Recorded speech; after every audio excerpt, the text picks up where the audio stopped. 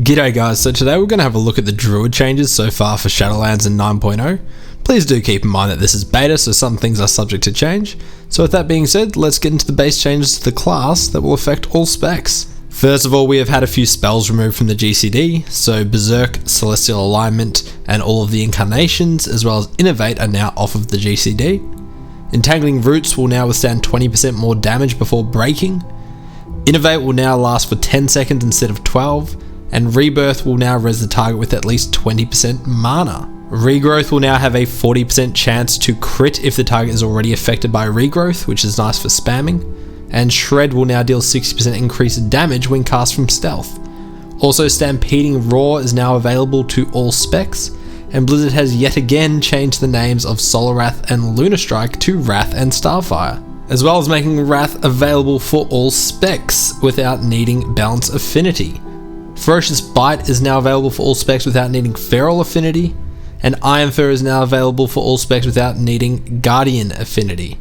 Let's have a look at talent changes. So Typhoon has been removed as it is now baked into Balance Affinity. Speaking of affinities, you will now be granted a CC that is unique to the affinities spec. So for Balance Affinity, as we were hinting to before, you will now gain Typhoon. For Feral Affinity, you will gain Maim for the stun, as well as have a 35% increased energy regen instead of the old 45%. For Guardian Affinity, you will get Incapacitating Roar, and for Restoration Affinity, you will gain Ursol's Vortex. We have a new talent that is in place of the old Typhoon for all specs, which is Heart of the Wild. This will empower your chosen affinity for 45 seconds. For Restore Affinity, it will increase the healing of your spells by 30% and reduce the mana cost by 50%. For Feral Affinity, it will increase the damage of your feral abilities by 30%, and your critical strikes with combo point generators will generate an additional combo point. For Balance Affinity, your balance abilities will deal 30% more damage, as well as making Star Surge an instant cast. And lastly, for Guardian Affinity, Bear Form will give you an additional 20% stamina, and allow Iron Furs to overlap.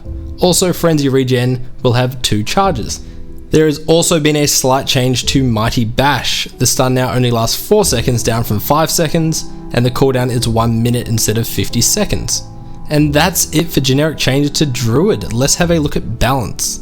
So for balance, the Eclipse system has been completely reworked. So I should start by saying empowerments have been removed, and so is the old mastery system.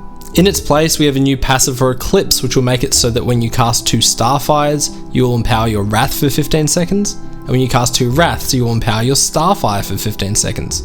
These will occur in alternation, so you will choose the first 2 casts which will empower an ability, and once that empowerment ends, your next 2 casts of the spell will empower the opposite ability and cycle through. When Wrath is empowered, the cast time will be reduced by 15% and the damage will be increased by 20%. When Starfire is empowered, the cast time is reduced by 15% and the critical chance is increased by 20%. The new mastery will make Solar Eclipse increase nature damage, and Lunar Eclipse increase arcane damage. Celestial Alignment has also been reworked. Now it will empower both eclipses and grant you 10% haste for 20 seconds. As we mentioned before, Typhoon is now baseline for balance. Cyclone is also baseline again instead of being a PvP talent. Shooting Stars has been moved into a baseline passive, but will now generate 2 astral power down from 4. Starfall has been changed a bit too. It will no longer target an area. Instead, it will deal damage to all enemies within 40 yards, but it is no longer stackable. It will also extend the duration of active Moonfires and Sunfires by 4 seconds. Starfire will now generate 8 astral power down from 12, and Wrath will now generate 6 astral power down from 8. Also, since empowerments are removed, Star Surge will instead empower your current active Eclipse for its duration.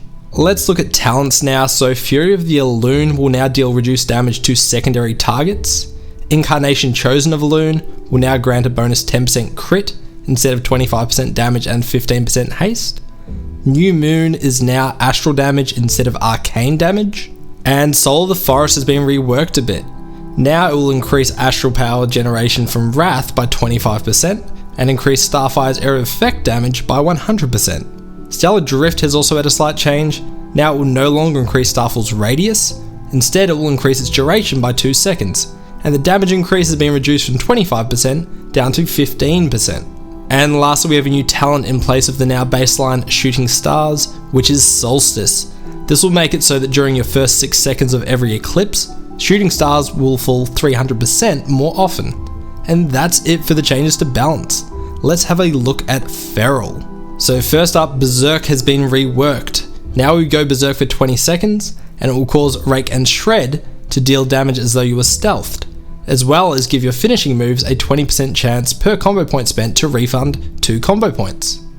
Rake will now deal 60% increased damage from stealth, down from 100%, and Shred will now deal 60% increased damage from stealth, up from 30%. It will also generate 1 additional combo point. Looking at talents, Blood Talents has been reworked. It will now trigger when you use 3 different combo point generating abilities within 4 seconds.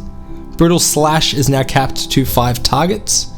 Incarnation King of Jungle has been reworked as well. Now it will grant the benefits of Berserk, but as well it will reduce the energy cost of all cap form abilities by 20% and allow you to use Prow once while in combat. Sabertooth has been nerfed. It will now increase the duration of Rip by 1 second per combo point spent, down from 4. And lastly, Savage Roar will now increase your damage by 15%, up from the old 10%. That's all for Feral. Let's jump into Guardian. So first of all, Berserk is back. We can now go Berserk for 15 seconds, reducing the cooldown of Mangle, Thrash, Growl and Frenzy regeneration by 75%, and the cost of Iron Fur by 50%. And we have a new passive, which is Infected Wounds. This will make your Mangle and Maul cause an infected wound on the target, which will reduce their movement speed by 50% for 12 seconds. And Incapacitating Roar will now shift you into bear form when you use it. Let's look at talents. So Incarnation Guardian of Ursoc has been reworked. Now it will grant the same effects as Berserk, as well as cause Mangle to hit up to 3 targets. Your maximum health is also increased by 30%. Pulverize, now instead of reducing all damage you take, it will now reduce the damage the target deals to you by 20% for 10 seconds and has a 30-second cooldown. Lunar Beam has been removed, and Tooth and Claw is a new talent in its place. This will give your auto attacks a 20% chance to empower your next Maul, stacking up to 2 times. Empowered Maul will deal 40% increased damage and reduce the target's damage to you by 15% for 6 seconds. And that's it for the Guardian changes. Let's move on to Restoration changes. So first of all, Innovate will now grant you 50% of its effectiveness if you cast it on somebody else. Ironbark has had its cooldown increased to 1.5 minutes and has had Stonebark talent baked into its ability. So now it will increase your healing from all hots by 20%, but it will no longer reduce the cooldown like the talent did. Swiftmend will now require you to have a heal over time on the target, and it will consume that heal over time when it's used. It now has a 15-second recharge though, down from 25 seconds. And we have a new spell, Nature's Swiftness. When cast, this will make your next Regrowth, Rebirth or Entangling Roots instant, free and castable in all forms, as well as heal for an additional 100%. Let's look at talents. So Photosynthesis now has a 4% chance to proc Bloom from your Life Bloom heals, down from 5%. Prosperity has been removed. Nourish is no longer a PvP talent, instead it is a base talent that will heal your target and receive a triple bonus from your mastery. And Overgrowth is now a base talent instead of a PvP talent as well, but it has a 1 minute cooldown up from the old 45 seconds. And that's it for all the changes to the specs. We can have a quick look at PvP changes now.